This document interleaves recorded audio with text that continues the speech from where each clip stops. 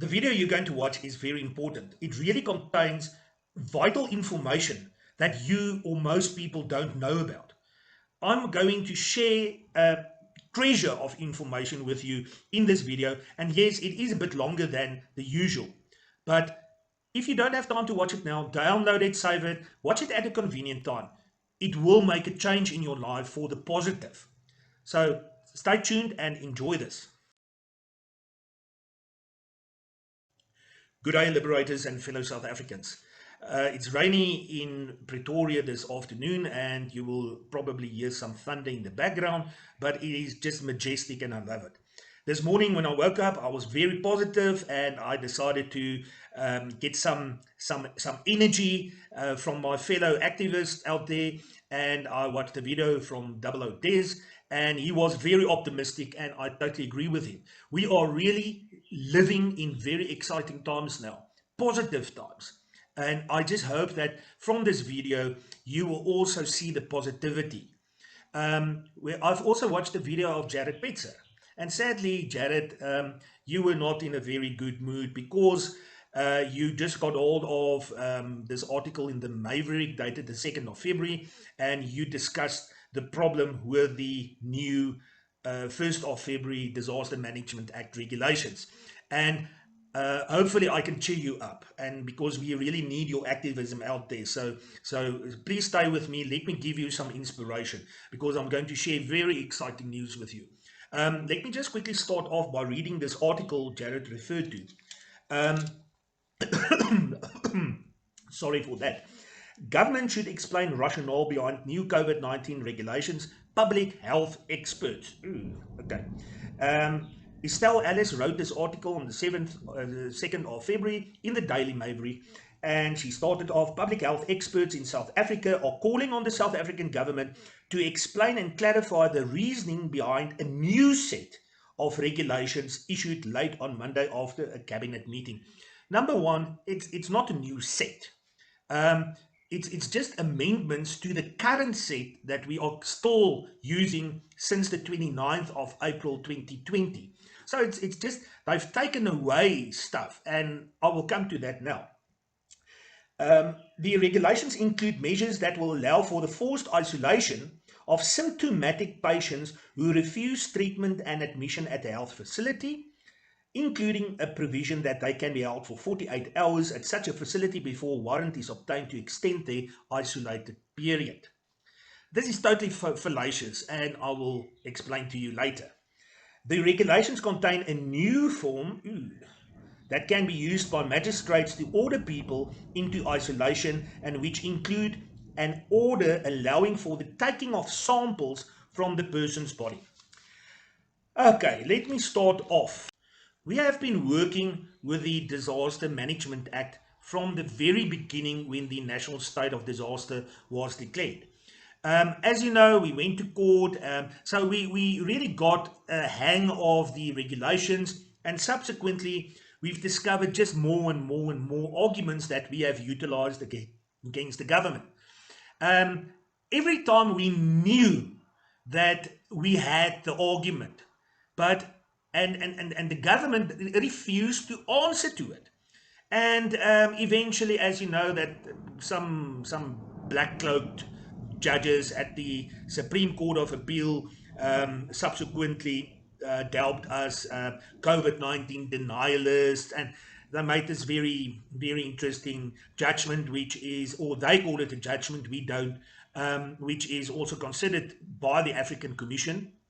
We will make a nice video about the African Commission very soon, so that you can know much more what is going on there, but leave it for a bit later. Let me concentrate on the 1st of February's Disaster Management Act regulations.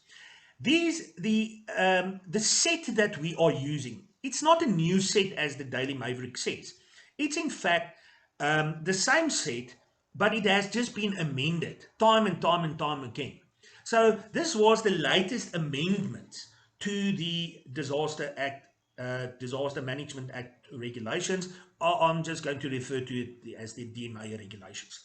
So specifically, when you compare the two sets with one another, you will see that many of the measures in Regulation 6 have been done away with as it was under the 29th April, since the 29th of April 2020. So now the 1st of February, it has been changed to say that no person who is a confirmed laboratory positive COVID-19 case and who is symptomatic may refuse to be treated. It used to be that it said that no person who has been confirmed as a clinical or laboratory confirmed case as having contracted COVID-19 or who is suspected of having contracted COVID-19 or who has been in contact with a person who is a carrier of COVID-19. So all those things have been done away with now, which is a positive thing. Previously, and it appears as if people are now worried about the new set because they have seen it and the amendments and that oh shucks, you can get a court order against you now and you must be isolated. It has been there since the very beginning. Even the 18th of March, the very first set, 18th of March 2020 set, made provision for that. We were never aware of it. It was never told to us because we were too much involved with the prohibitions, tobacco selling, etc., etc. So we did not take care of that. It was bad. And the one thing that has been taken away now is quarantine. The definition of quarantine has been removed from the regulations. The whole concept of quarantine is no more there. When you read what quarantine meant before the 1st of February, quarantine means the restriction of activities or separation of a person who was or may potentially have been exposed to COVID-19 and who could potentially spread the disease to other non-exposed persons to prevent the possible spread of infection or contamination to healthy individuals. From the beginning of the lockdown, when the lockdown came in March, we've experienced so many problems with quarantine sites. Many travelers were their rights were so abused in these quarantine sites, and it sparked a couple of court cases way back in the beginning. I think AfriForum or Solidarity took them to court at that stage, and the government to court to look into the quarantine sites. And now, according to Regulation 3, it has now been removed.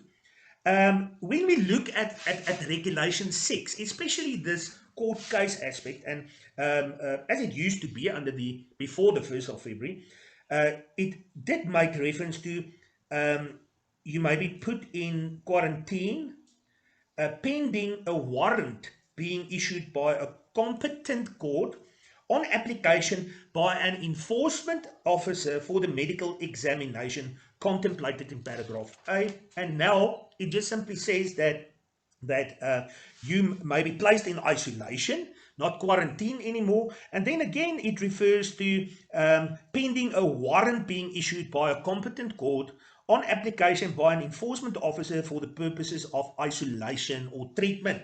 I will discuss that now. This is a very exciting and laughable point that I'm going to raise there. Let's go over to Regulation 7, the isolation or quarantine of persons. As it was before, it says that any person who is a clinical case or who is on reasonable grounds suspected to be infected or contaminated with COVID-19, or who has been in contact with a person who is infected or contaminated with COVID-19 must comply with. And then under the new regulations, it says, this is very exciting, people. It says now that any person who is a confirmed laboratory positive COVID-19 case and is asymptomatic is not required to isolate. So it used to say that you need to isolate yourself, even if you don't have it. But now it says that you must have it, and then only you can isolate yourself. The very exciting thing about here is that it refers to a confirmed case. So meaning that if you don't get tested, you will never go through this. So if it's only when you go out and get tested and it's positive that you need to either isolate or get treatment. It's not for everyone as it used to be. Anyone could have, under the old regulations that have now been amended and repealed and amended by these new ones. Previously, anyone could have been taken from the street and said, oh, you've been in contact with one of these COVID-19 patients, you must go and get tested. They can then force you to get tested. But under the new regulations, you cannot be forced to get tested. It's only when you are confirmed case already that you need to go for treatment. But I will get to that other part specifically. I would like to handle Regulation 6. Two very important things. Three, actually. It refers to a warrant being issued by a competent court, and then in a subparagraph, Regulation 2, it mentions that a warrant contemplated in sub-regulation 1 may be issued by a magistrate. The problem I have here, and people, I have not heard of any application or warrant having been issued by any magistrate or for anyone since the beginning of the national state of disaster. I'm of the view that is so because the whole story behind the working of how to obtain this so-called warrant is totally incompetent and cannot happen. And let me explain. It refers to a competent court. Now, what is a competent court? Is it a magistrate's court or is it the High Court? Now, they don't refer yet, they don't explain what a competent court is, and nowhere in the Disaster Act, Disaster Management Act, or in the regulations is a court defined. So we must go and check what this competent court is, and then take in mind the issue of you must obtain a warrant on application. Now, in paragraph 2 or sub-regulation 2, it refers to a magistrate. Does it then say that because a magistrate is there involved, that this competent court is a magistrate's court? The disaster DMA regulations are dependent on national law, legislation. So let's go and see what this competent court is, and bear further in mind that it says that an enforcement officer must go and apply to this competent court. Oh, okay. Now, what is an enforcement officer? The regulations say, per definition, that an enforcement officer includes a member of the South African Police Services, the South African National Defence Force, Metro Police, traffic officers, immigration inspectors, and the peace officer as defined in Section 1 of the Criminal Procedure Act. So they say in the regulations that a police officer must go to court and get this on application, a warrant on application. Let me go to the Magistrates Court Act of 1944. To determine what is the jurisdiction, the authority, or the type of cases that the Magistrates Court can entertain. We go firstly to Section 62 of the very Act, and it starts to make reference of that any court which has jurisdiction to try an action shall have jurisdiction to issue against any party thereto any form of process in execution of its judgment in such action. And then it makes reference to a warrant of execution and the warrant of arrest. The rules of the Magistrates Court refer to a couple of warrants that you can get, but it's all about movables, ejectment, warrant of ejectment, warrant of execution, warrant of arrest. So what is this warrant? Why must you go and apply for a warrant? So that's already very strange. There's another in the In the Magistrates Court Act, section 30, it also says arrest and interdicts subject to the limits of jurisdiction prescribed by this act.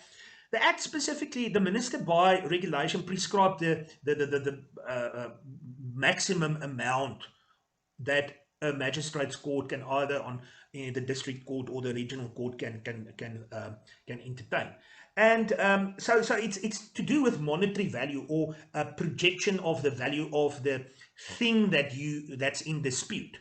So for that very matter, the magistrates court does not, firstly, we don't know what a warrant is, and the magistrates court have not been given the authority to entertain matters which is supposed to go to the High Court. So in the High Court you work with judges, so you don't have a magistrate in the High Court. So a competent court can only be the High Court and not a magistrate's court. So you cannot go and apply for a warrant, and definitely I haven't seen a police officer going to the civil court getting this. I haven't seen this ever in my life before. I think that most police officers, with all due respect, I think the moment when you get into a civil court, you will actually phone the police and just throw stones over what you're busy with and just start shouting for help. So police officers are not trained in civil procedure. So it doesn't make sense that an enforcement officer must do this application. And then previously in March, the Disaster Act DMA regulations have specifically on the 26th of March been changed, whereby Annexure A to the regulations is hereby amended by the substitution for the word warrant wherever it appears with the word order. So now it starts to make sense that may apply for an order in a competent court, but the warrant was never changed by these regulations, only Annexure A. So the word warrant have always been there since the beginning. So you could never have used it. You cannot apply for a warrant. It's either warrant of execution or a warrant of arrest. So what are you going to do? You cannot on a civil process ask for the court to, on application, give that to you. There's no such process. Then specifically Regulation 7.4 says that if a person refuses to isolate himself or herself as instructed or directed, a magistrate in whose jurisdiction such a person is must make an order as contemplated in Form 1, Annexure A, to compel such a person to isolate himself or herself. Now, must make an order. How is, you cannot just go to a magistrate and say, give an order. So you must apply for it. This cannot happen. This cannot happen. And even if this refers to sub-regulation 1, you are sitting with a position whereby, you need to apply. You need to apply. So the rules of the magistrates court then in this position, Rule 53 or so, that I think, yes, needs to come into operation, and you need to follow an application process. So it means that the person you want to isolate needs to be notified by notice of motion. Even if it's an urgent application, he needs to be notified. In very few cases will a magistrate grant an order on ex parte, but he will never grant an order which would specifically affect the possible life of a human being. He will always make sure that your side will be heard, must be heard before he grants such an order. But it cannot be done, people. It simply does not make provision for it. And to put a nail in the coffin, a further nail in the coffin, when you look at the Form 1 that's referenced to, then you will see that It refers to Regulation 7.2.